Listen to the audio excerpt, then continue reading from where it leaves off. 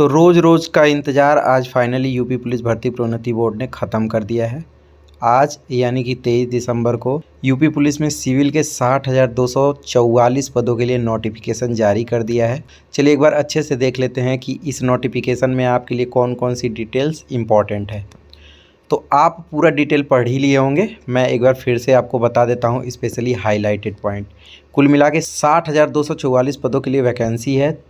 General के लिए 24,102, EWS के लिए 6,024, ओबीसी के लिए 16,264, एससी के लिए 12,650 और अनुसूचित जनजाति के लिए 1,204 पद होंगे। इस वैकेंसी में पुरुष और महिला दोनों अप्लाई कर सकते हैं। आप इसमें देख भी सकते हैं शायद 20% होता है आरक्षण महिलाओं के लिए, तो बहुत ज़्यादा वैकेंसी और पहली बार ऐसा हुआ है यूपी पुलिस के इतिहास में कि सिर्फ और सिर्फ सिविल का पद आया हुआ है। मतलब सोचो कि पीएससी का भी अब आएगा जनवरी में 10,000 कुछ पद। मतलब आप 2 फॉर्म दे सकते हो, अगर बाई चांस इसमें दिक्कत होती है तो आप उसमें भी सेलेक्ट हो सकते हो। ठीक है, इतना आप आराम से देख लीजिएगा। बाकी जो फॉर्म भरने की तिथि है वो है 27 दिसंबर, यानी कि आज 23 है, 4 दिन बाद। अंतिम तिथि जो है वो 16 जनवरी है। मतलब यूपी पुलिस भर्ती प्रोन्नति बोर्ड आपको 15 दिन के लिए पहले कहा था, लेकिन 21 दिन का आपको टाइम दिया जा रहा है। जो फाइनल सबमिशन है फीस जमा करने का वो 18/1/2024 को आप जमा कर सकते हैं। ठीक है, 400 रुपये फॉर्म भरने की जो फ़ीस है वो लगेगी। अगर देखा जाए इसमें जो राष्ट्रीयता है तो आपको पता ही है, या तो भारत के नागरिक हो या तो तिब्बत शरणार्थी 1962 में उससे पहले आके भारत में बस गए हो। तो ये आपके लिए बहुत ज़रूरी पॉइंट नहीं है, लेकिन फिर भी आप एक बार अच्छे से पढ़ लीजिएगा। जो शैक्षिक अर्हता है वो आप हाई स्कूल और इंटर पास होने चाहिए किसी भी मान्यता प्राप्त विद्यालय से। ठीक है, इसके बाद देख लेते हैं। देखो, अगर आपके पास डोएक या नीलेट से रिलेटेड कोई ओ लेवल का प्रमाण पत्र है या फिर प्रादेशिक सेवा में न्यूनतम 2 वर्ष की अवधि तक सेवा की हो, या फिर आपके पास एनसीसी का बी प्रमाण पत्र है, तो ये समझ लो कि मेरिट में इन लोगों को वरीयता दी जाएगी। ठीक है, अगर ये होता है तो आप ज़रूर लगा दीजिएगा। सबसे इम्पॉर्टेंट है आयु, क्योंकि आपको पता है कि एज रिलैक्सेशन नहीं मिला।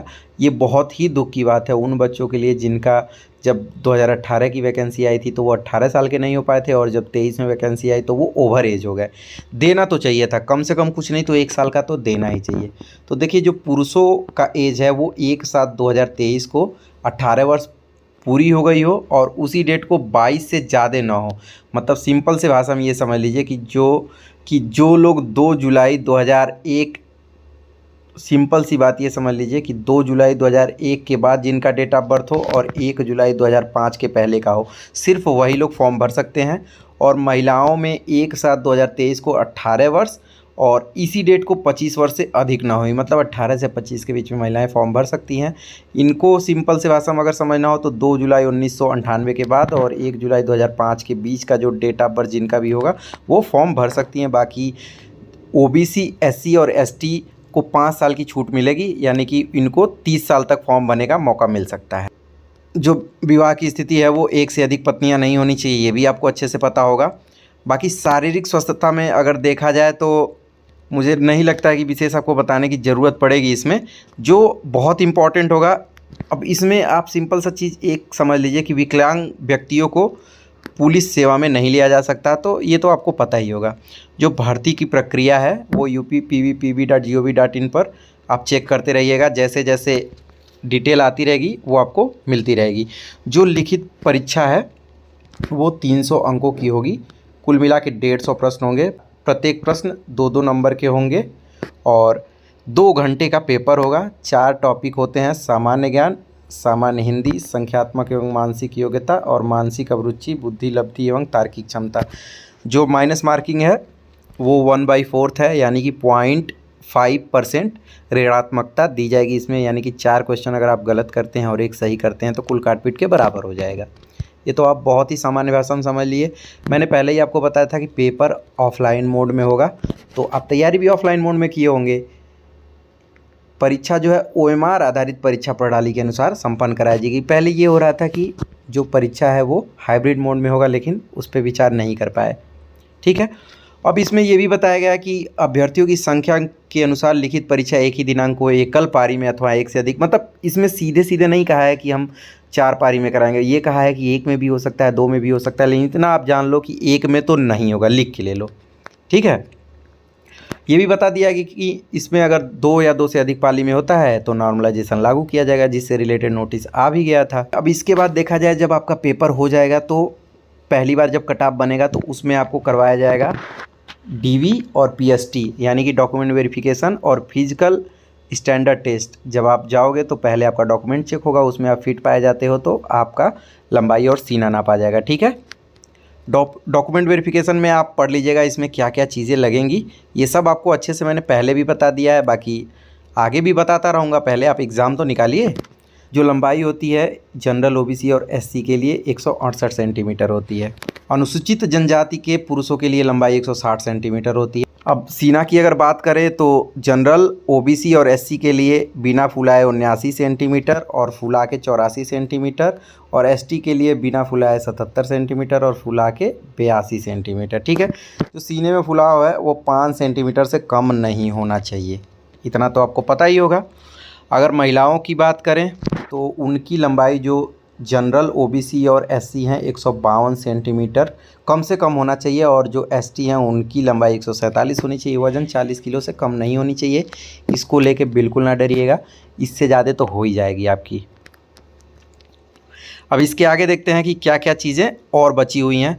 तो जब ये सब आप कर लोगे तो आपको बुलाया जाएगा दौड़ के लिए। तो पुरुषों को 4800 मीटर यानी 4 किलोमीटर 800 मीटर दौड़ना रहेगा 25 मिनट में, और महिलाओं को 2400 मीटर 14 मिनट में दौड़ना रहेगा, ठीक है। सिंपल सी बात समझिएगा, बहुत घुमा फिरा के आपको नहीं मैं बताऊंगा। जैसे इसमें यह भी बता दिया गया है कि जैसे रेलवे में प्रतीक्षा सूची बनाई जाती है, वेटिंग लिस्ट, वैसे इसमें नहीं बनाया जाता है। अब इसके बाद देखते हैं और क्या है। इसके बाद है आरक्षण व आयु सीमा में छूट। तो इसमें सिंपल सी बात समझ लीजिए कि ओबीसी, एससी और एसटी को 5 साल मिलेंगे, ठीक है। बाकी यही रूल इसमें दिया गया होगा कि किस वाले में न्यायालय के आदेशानुसार ये सब किया गया था। तो ये सब बहुत आपको जानने की ज़रूरत नहीं है। अब देख लेते हैं कि जो मैंने आपको बताया कि एससी, एसटी और ओबीसी को कितना मिलेगा। तो देख लीजिए, अनुसूचित जाति को 5 वर्ष मिलेंगे।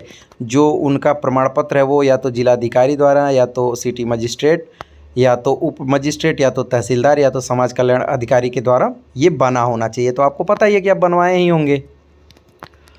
जो अनुसूचित जनजाति हैं उनको भी 5 वर्ष का मिलेगा, जो ओबीसी हैं उनको भी 5 वर्ष का मिलेगा आयु में छूट। जो आर्थिक रूप से कमज़ोर हैं उनको एज में छूट नहीं मिलेगी, ठीक है। अब देख लेते हैं जो हॉरिजॉन्टल आरक्षण है, यानी कि स्वतंत्रता संग्राम सेनानी के आश्रित को छूट नहीं मिलेगी एज में। जो भूतपूर्व सैनिक है उनको 3 वर्ष का छूट मिलेगा। होमगार्ड को भी छूट नहीं मिलेगी एज में, ठीक है। अब इसके बाद देख सकते हैं एज में महिलाओं को छूट नहीं मिलेगी, क्योंकि ऑलरेडी जो पहले दिया हुआ है कि ओबीसी, एससी और एसटी के अनुसार जो मिलेगी वही छूट मिलेगी, ठीक है। इतना आप समझ गए होंगे। बाकी इसमें आगे देख लेते हैं कि और क्या क्या चीज़ें दी हुई हैं। स्वतंत्रता संग्राम सेनानी के आश्रित जो भी हैं उनको पता ही होगा कि वो किस कंडीशन में इस फॉर्म को भर सकते हैं। इससे नीचे मैं एक बार देख लेता हूं कि क्या चीज़ें हैं जो आपको बताना ज़रूरी है। ऑनलाइन आवेदन की प्रक्रिया भी बताया है कि uppbpb.gov.in पर जाके आप ऑल नोटिफिकेशन पे, मतलब ऐसे नोटिफिकेशन खोल सकते हैं। बाकी जब ऑनलाइन लिंक चालू हो जाएगा, बाकी ऑनलाइन करने का जब लिंक चालू होगा तो आप जाके वहाँ से कर सकते हैं, और पेमेंट किसी भी माध्यम से आप कर सकते हैं, ठीक है। बाकी अगर बहुत कुछ आपको जानकारी करनी हो यूपी पुलिस से रिलेटेड तो आप इस हेल्पलाइन नंबर पे कॉल करके पूछ सकते हैं, ठीक है। इसके बाद फॉर्म हम सबमिट आप कर ही लेंगे। अब एक चीज़ और दिया हुआ है कि फॉर्म जो है आप अपलोड करने के लिए उसको डिजी लॉकर पे पहले कर लीजिएगा, वहाँ से अपलोड कर लीजिएगा, और जो उस पर नहीं होगा उसको आप स्कैन करके भी अपलोड कर सकते हैं। कुछ डॉक्यूमेंट को किस फॉर्म में अपलोड करना है ये भी बताया गया है। तो फ़ोटो और हस्ताक्षर अलग अलग अपलोड करना है, मतलब एक साथ नहीं। रंगीन फ़ोटो होना चाहिए जिसकी साइज़ 20 KB से 50 KB के बीच, और हस्ताक्षर जो है उसकी भी साइज़ 5 KB और 20 KB के बीच होनी चाहिए। ये सब चीज़ें तो बहुत ज़्यादा जानने की ज़रूरत नहीं है। जो फ़ोटो है उसका जो बैकग्राउंड है वो हल्के ग्रे या सफ़ेद रंग की होनी चाहिए, ठीक है। और सब तो आप जब फ़ोटो खिंचवाओगे ना तो वो खुद ही बता देगा, उसमें बहुत ज़्यादा आपको सोचने की ज़रूरत नहीं है, ठीक। जाके सब चीज़ें कर लीजिएगा, 27 से फॉर्म भरे जाएंगे। सिंपल सी बात समझ लीजिए, यही इंपॉर्टेंट पॉइंट थे। बाकी इसमें बहुत सारी चीज़ें नहीं हैं। हाँ, सिलेबस ज़रूर देख लीजिएगा। सिलेबस में जो सामान्य विज्ञान का पोर्शन है वो लगभग सेम है। जो हिंदी का पोर्शन है वो भी लगभग सेम है। इसमें जो संख्यात्मक एवं मानसिक योग्यता का पोर्शन है वो भी लगभग सेम है, और बदलाव अगर कहीं हुआ है तो वो हुआ है आपके मानसिक अभिरुचि, बुद्धि लब्धि एवं तार्किक क्षमता वाले चैप्टर में। क्योंकि इसमें देखिए पूछ रहा है निम्नलिखित के प्रति दृष्टिकोण में जनहित, कानून एवं शांति व्यवस्था, सांप्रदायिक सद्भाव, अपराध नियंत्रण, यानी कि जैसे ये समझ सकते हो कि पुलिस से संबंधित कुछ चीज़ें जो है ये आपको पढ़नी पड़ेंगी, ठीक है। तो ये कोई ना कोई आज से ही ऑनलाइन कोचिंग वाला शुरू कर देगा, तो आप उसका क्लास लेते रहिएगा, डरने की ज़रूरत नहीं है, मैं आपसे अभी भी कहूँगा। तो ये थे आपके जो इम्पोर्टेंट पॉइंट आपके यूपी पुलिस के नोटिफिकेशन से रिलेटेड। तैयारी अच्छी करिए। अब अगर जो डरा वो समझ लो कर नहीं पाएगा, जो नहीं डरा उसका सिलेक्शन हो जाएगा। फॉर्म भरने का तो तिथि दे दिया है लेकिन एग्ज़ाम का नहीं दिया है, आप फरवरी ही मान के चलिए। वो अगर 11 को भी करा देंगे तो मुझे पूरा विश्वास है कि आपकी तैयारी अच्छी है और आप सेलेक्ट हो जाओगे। तो डरिए मत, आपसे यही रिक्वेस्ट करता हूँ। बस चुपचाप ये ध्यान दे के पढ़िए कि कोई बात नहीं, फरवरी में ही करा लो, हम तो बहुत दिन से तैयारी कर रहे थे, ठीक।